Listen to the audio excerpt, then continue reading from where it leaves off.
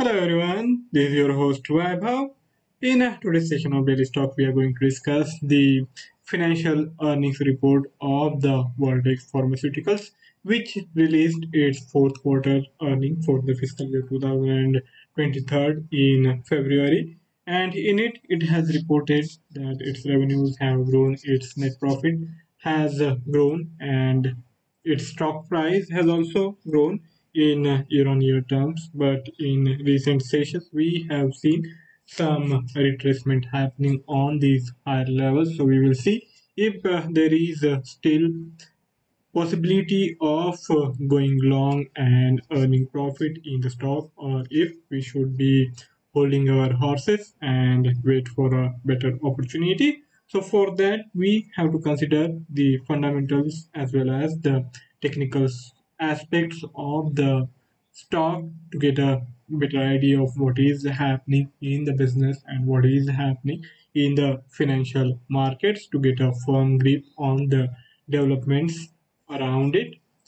In the fourth quarter, the company reported that its revenues have grown. The full year revenues, product revenues stood at $9.87 billion, which is an increase of 11% year on year terms. The product product revenue guidance is on the higher side for the fiscal year 2024, where it is expecting the further revenue growth of anywhere between 7 to 10 percentage point. It has also been able to develop the medicines for newer opportunities in its not only in core domain. Its core domain so far has been cystic fibrosis, but now it is expanding and trying to develop the medicines for other diseases as well, and it has found some success with the approval of products JV, and also there are other products in the pipeline which are expected to get approvals in the second half of this year. So this is a growing pharmaceutical company, and it has offered us the opportunity for capitalizing on this bull run. The only question is now whether there is room for it to run higher, or it is going to go sideways. I don't really feel the possibility of it declining is that stronger. It is much more likely to consolidate or maybe eventually even rise rather than declining from the current levels, because it has shown that it is able to get its top line as well as bottom line to grow. And in this kind of environment, that is a fabulous thing to achieve, and the investors have been happy so far. The investors have been bullish on the company, and I don't really see many reasons for it to change anytime soon. These are the product revenues, and it has also listed the details regarding the acquisitions, the tax rate, the net income, and on the lower side we have the forward guidance. It is also expecting the tax rate to be on the softer side.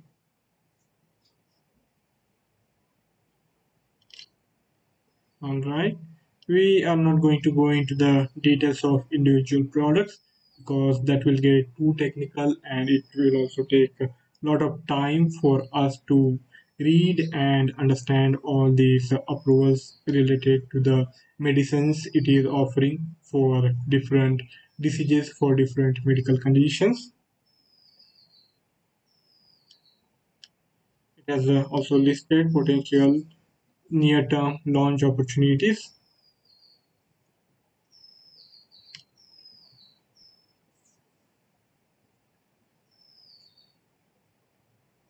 As we said, the cystic fibrosis remains its focus area, but then it has also expanded its product offering, and now it has products for sickle cell disease and beta thalassemia, as well as this peripheral neuropathic pain is also going to be dealt with the medication from the company.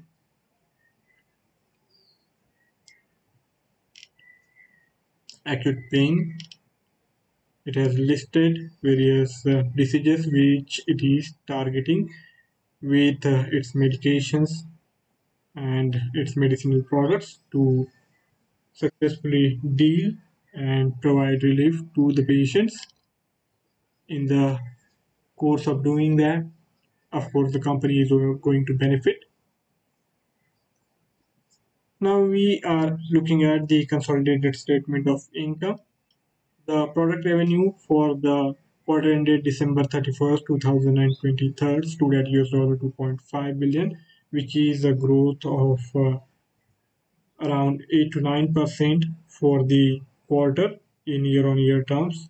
The cost of sales have also gone up, but still, if we look at the net income is on the higher side, around 20 percentage point. That means it has been able to operate with better margin because the growth in the revenue is in single digits, but the net income growth is on the higher side. That means the company has gotten more efficient.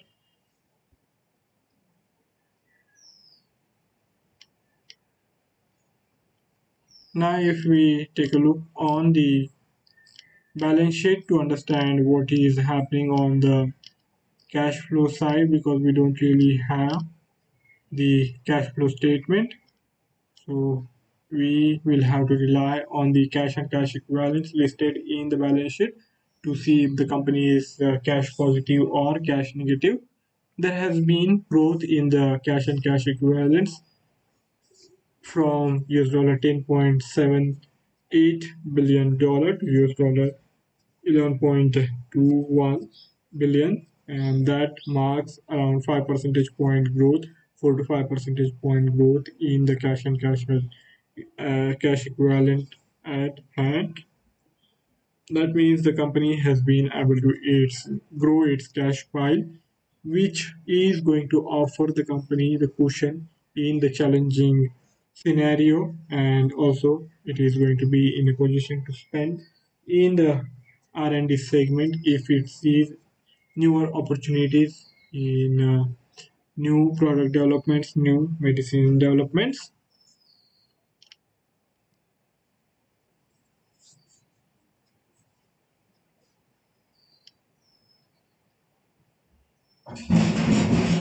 Now, with these acquisitions and other growth in the revenue, we have the company which is on the stronger footing. It is growing its top line as well as its bottom line. And using this financial matrix, we can be fairly confident of the company's business prospects.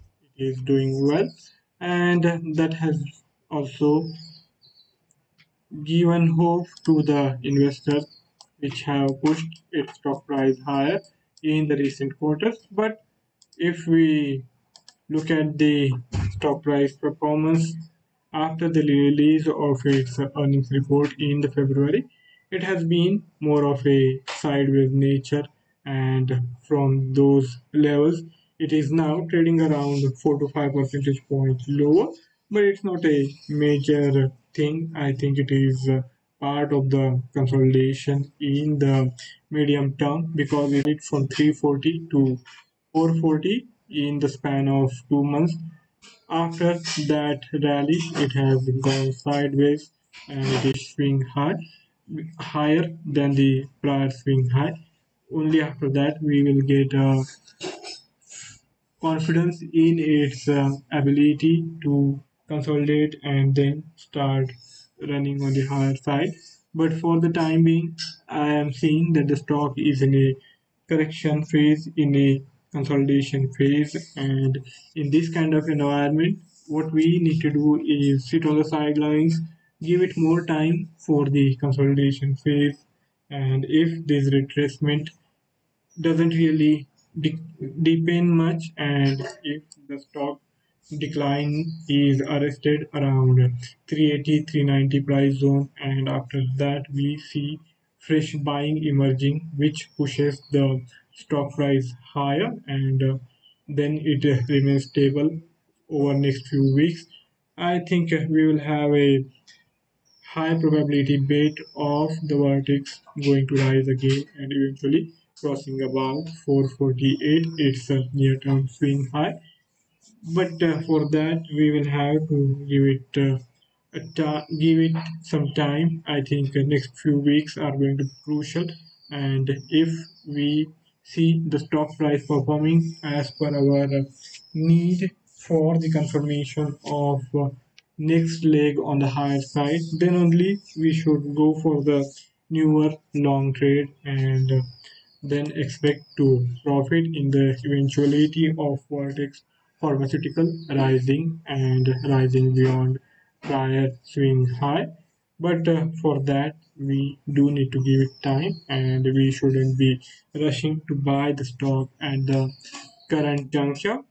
From the short term, the price action has turned bearish in the second half of March. It was consolidating in the vicinity of 415 to 420, and after that, in the first week of April, it has dipped and declined around 4 percentage point. And in the last session also, it remained in a slightly bearish zone. And in this kind of eventuality, I don't really see any reasons to go long. If your view is of just few sessions, then I would say that it is better to keep the eye on the price action and adopt a sell on rally approach. So for next few sessions, the price area around 405 to 410 is going to be crucial. And if the stock price doesn't really rise beyond that, we will have a good opportunity coming our way where we can target it for the fresh short selling and expect this decline to deepen below 390. So that possibility is there, which can offer us the opportunity to profit for the move of around 3 to 4 percentage point. From the longer term perspective, if we change the time frame to each candlestick being of weekly, in it, you can notice that it started to rally back in the second half of 2021, and from there on, it has more than doubled in its valuation. And in the last few quarters, it has gained ground continuously from the last quarter of 2022 to last quarter of 2023. There was a substantial increase in its valuation in line with the revenue and net profit growth. And now the newer run on the higher side is, of course, going to depend on how it does in the first quarter of fiscal year 2024. The earnings report is going to come within a month, and of course after that we will get a good idea from the long term perspective as well. So for a long term view, I would suggest waiting for the first quarter's quarterly report, which is going to come and will be available for us to go through in the first week of May 2024, and afterwards we can take an informed view with more data at hand. For the time being, it is in a retracement zone. It is still on the bullish side. Its trajectory remains bullish with the formation being of higher highs and higher lows.